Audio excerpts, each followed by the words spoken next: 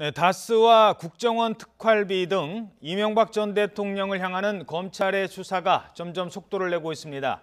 오늘 오전 이명박 전 대통령의 조카 이동형 다스 부사장이 피의자 신분으로 검찰에 출석했습니다. 또 건강상의 이유 등으로 불출석했던 이상득 전 의원은 모레 검찰에 출석합니다.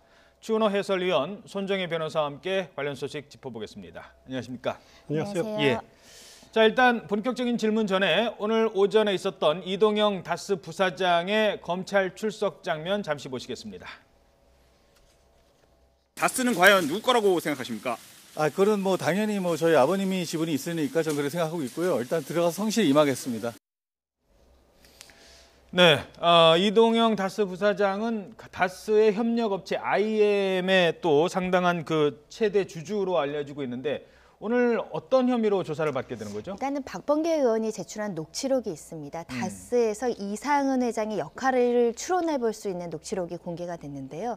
아버지도 월급 받는다라는 취지의 녹취록이 공개되면서 다스의 실소유주는 누구이냐, 그리고 다스의 그 비자금, 횡령 사건과 관련해서 어떤 사실을 알고 있는지를 주요 사실로 물을 것 같고요. 특히 리베이트를 받았다는 내용이 포함되어 있거든요. 그럼 리베이트의 최종 수수자는 누구고 리베이트를 이동형 씨가 전달받았는지, 이걸 어떻게 썼는지를 집중적으로 물을 것이라고 생각이 됩니다. 예. 그 월급 사장이라는 그 표현이, 그러니까 쉽게 말해서 결국은 주인이 아니라 주인은 따로 있고 그 주인한테 월급을 받는다, 지금 이런 의미로 해석될 수 있다는 그렇습니다. 거죠? 사실은 주식을 많이 가진 사람이 그 회사의 실질적인 경영주가 되는 것이 맞는데, 경영권이라는 걸 확보할 수 있기 때문에. 근데 지금 얘기가 나오고 있는 것은 주식이 하나도 없는 MB 전 대통령이 이런 여러 가지 경영에 관여하거나 리베이트 자금이란 이런 데 관여한 정황이 있는 것이 아니냐. 그 과정에서 그 대표이사라는 이상은 회장이 월급을 받는 위치에 불과하다라는 표현은 사실상 주식을 갖고 있음에도 불구하고 실제 소유주는 따로 있는 거 아니냐, 이런 어떤 의혹을 강하게 뒷받침할 수 있는 부분이기 때문에 녹취록에서 나온 내용의 어떤 진술의 진위, 그리고 그렇게 얘기한 경위, 이런 것들이 검찰에서 이제 밝혀지리라고 생각이 듭니다.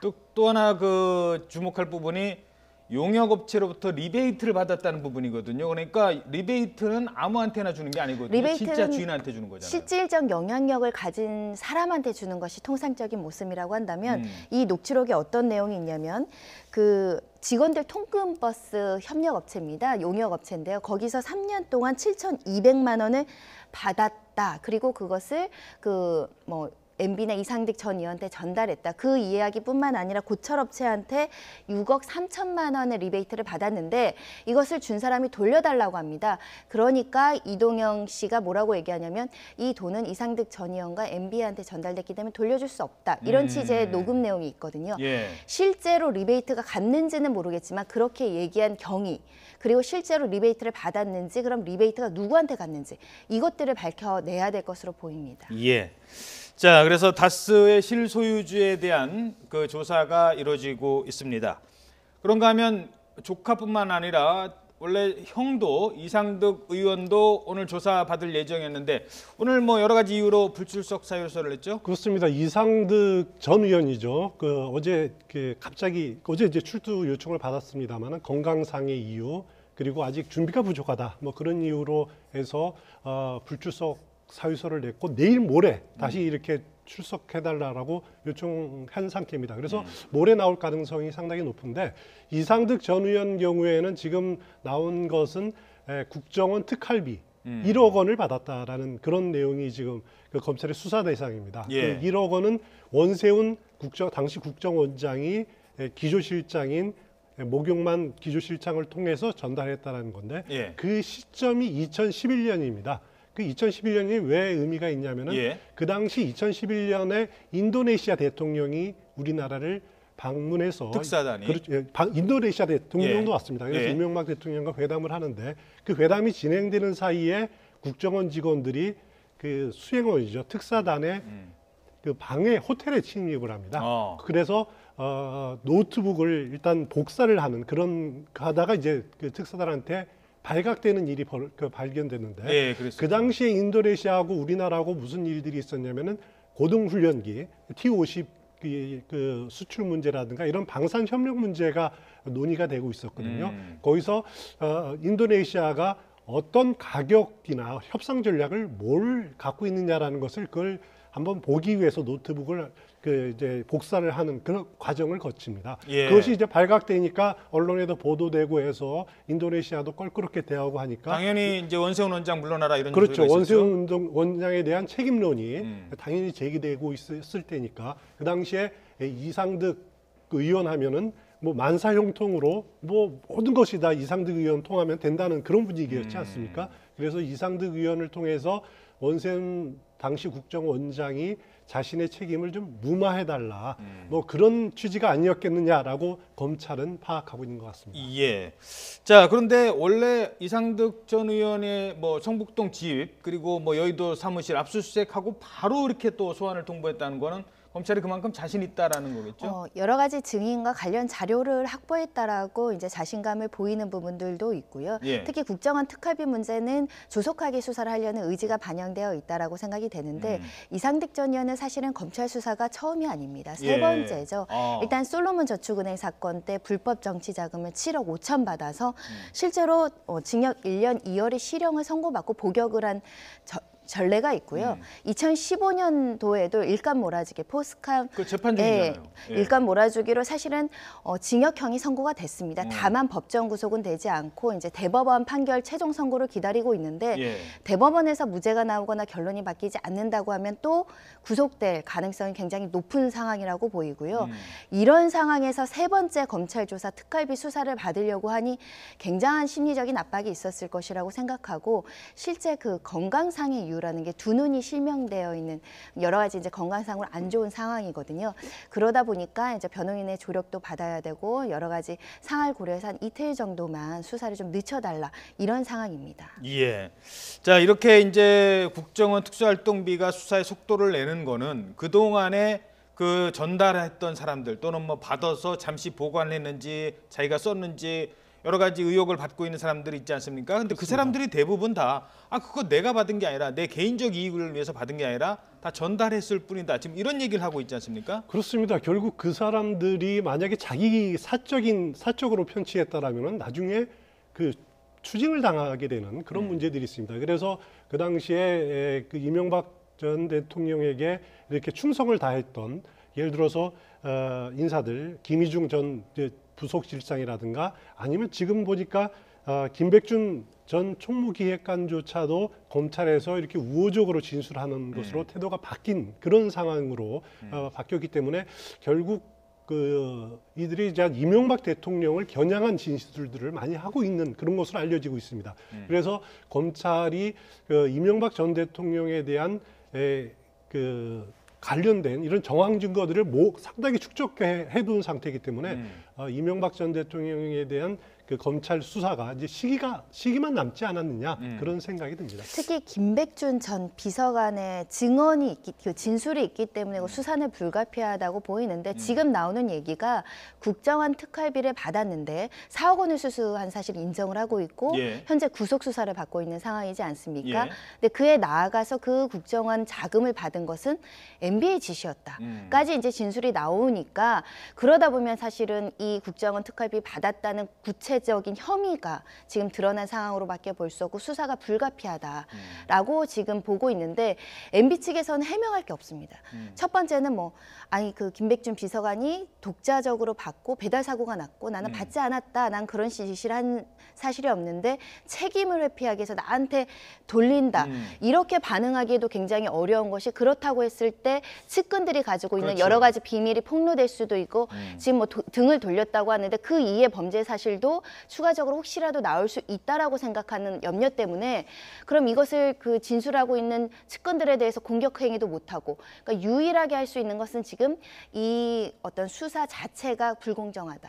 정치적인 이유가 많다. 그런 부분으로 사실은 여론을 호도하는 것밖에 지금 전략이 안 남은 상황으로 보입니다. 박근혜 전 대통령 문고리 3인방들도 그랬고요. 다른 건 내가 국가를 위해서 일한 거고 확신범 이렇게 생각할 수 있지만 이 국정원 특수활동비가 나올 때마다 그거는 저하고 제가 그거 쓴 거 아닙니다. 이렇게 바꾸는 이유는 뭡니까? 도덕성의 치명적 하자가 발생하는 거죠. 국가의 혈세로 나의 사적인 이익을 취득했다라는 부분이 국민들한테 있었을 때는 여러 가지 통치행위였다, 나의 어떤 정치적인 성향에 따라서 이렇게 국정을 운영했다랑 달리 국민들의 세금을 내가 유용했다는 거니까요. 국정을 써서 개인적으로 무슨 돈을 썼고 개인적으로 어떤 돈을 썼고 이런 부분들이 국민들한테 밝혀질 때는 거의 정치적 정당성을 상실할 만큼의 치명적인 어떤 타격을 입는 사건으로 보입니다. 그렇죠. 이게 국정원 돈 갖고 지금 원세훈 전 원장 아들, 딸 그 집 사는데 현찰로 지금 현금 개수기까지 갔다.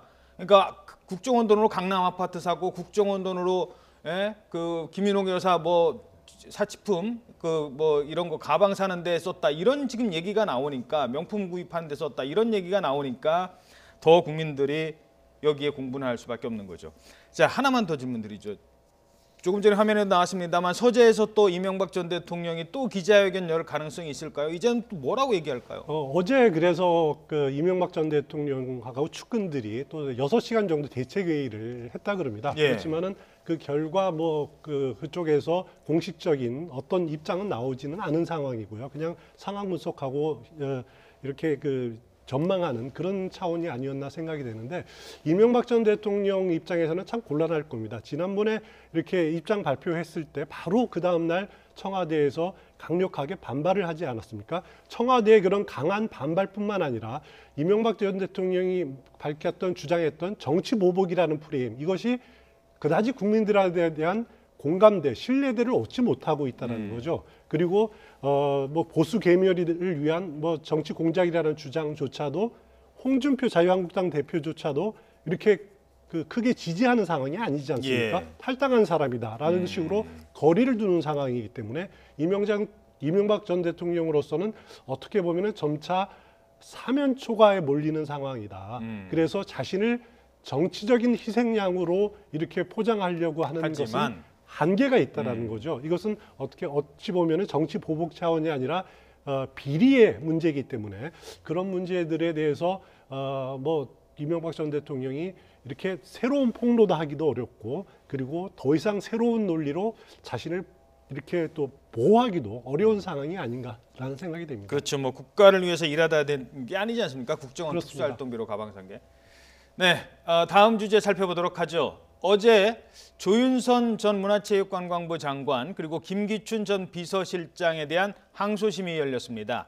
김 전 비서실장은 형량이 늘었고요. 조윤선 전 장관은 무죄였다가 실형을 선고받으면서 6개월 만에 다시 법정 구속되면서 구치소를 향했습니다. 관련 영상 먼저 보시겠습니다. 전혀 절대 없습니다. 블랙리스트 본 적도 없으세요? 네, 저는 절대 본 적이 없습니다. 블랙리스트가 존재하는 게 맞아요, 안 맞아요? 정치적인 성향이나 이념에 따라서 사례가 아니라 다시 말할게요. 블랙리스트가 존재한다, 안 한다. yes, no, yes, no. 예술인들의 지원을 배제하는 그런 명단은 있었던 것으로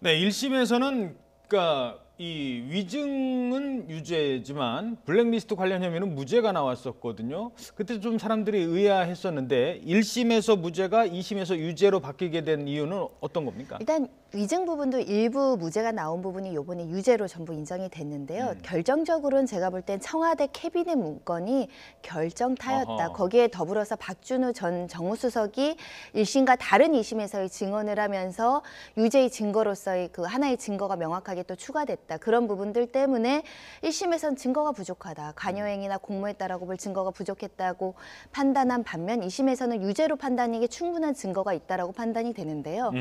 일단은 박준우 전 정무수석이 1심에서는 잘 기억나지 않는다. 구체적으로 인식이 없다. 잘 모르겠다라는 취지의 1심 증언이 있었는데 2심에서는 내가 후임인 조 전 수석에게 이런 업무에 대해서 설명하고 인수인계를 해서 알고 있었을 것이라는 취지의 증언을 했었거든요. 예. 그분이 굉장히 결정적인 증언이 될 수 있었을 텐데 박준우 전무수석 입장에서도 진술을 번복할 수밖에 없었습니다. 왜냐하면 2심에서 드러나지 않은 청와대 캐비넷 문건에는 김기춘 실장, 조윤선 전 정무수석, 신동철, 정관주 이런 사람들이 서로 이 업무에 대해서 보고받고 지시하고 회의한 정황들이 적혀 있거든요.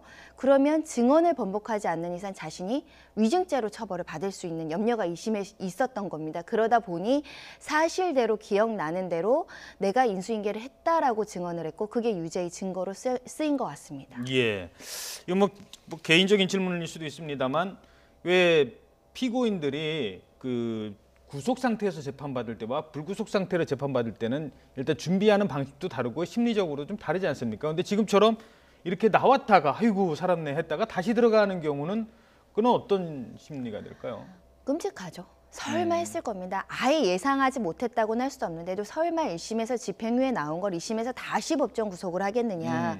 실형이 나온다고 하더라도 법정 구속하지 않고 구속은 대법원 사건까지 미뤄질 수 있을 것이라는 기대를 하고 있었을 텐데 이 추운데 다시 구치소로 가는 그 심정은 정말 그 뭐라고 해야 될까요? 소가 도살장 끌려가는 심정처럼 뼈 아플 겁니다. 예. 그만큼 그 김기춘 비서실장 같은 경우는 형이 더 늘었잖아요. 4년으로 올랐죠. 보통 피고인들이 항소하면 형이 깎일 것이라는 기대로 하는데 오히려 형이 늘었습니다. 가장 주요한 요건은 1심 공무원에 대해서 사직을 강요했던 직권남용 혐의가 있었거든요. 예. 1심에선 무죄가 나왔습니다. 그게 2심에서 유죄로 인정이 되면서 추가로 범죄가 하나 유죄로 인정이 되니까 당연히 형량이 높아질 수밖에 없는 것인데요. 1심에서 무죄로 나온 이유를 보면 그러니까 우리 보통은 국가공무원들은 신분이 보장이 되죠. 징계 절차나 파면 해임의 요건에 해당돼야지 그 사직시킬 수 있는 건데 1급 공무원들은 그렇지 않다. 신분이 보장되지 않는 고위 공무원이기 때문에 여러 가지 통치행위나 정책적인 기조로 사직을 요구한다고 하더라도 그걸 위법하다고 보기엔 좀 어렵다라는 취지로 무죄 판결이 났는데 2심에선 그렇게 보지 않았습니다. 신분 보장 조항이 없는 1급 공무원이라도 객관적이고 합리적인 근거로 사직을 강요해야지 그런 근거가 없이 차별을 조장하거나 여러 가지 지연배제나 이런 것들 비협조적인 이유로 사직을 강요하는 것은 명확하게 위법한 행위다, 범죄 행위다 이렇게 판단을 해서 형량이 늘어날 수밖에 없었습니다. 예.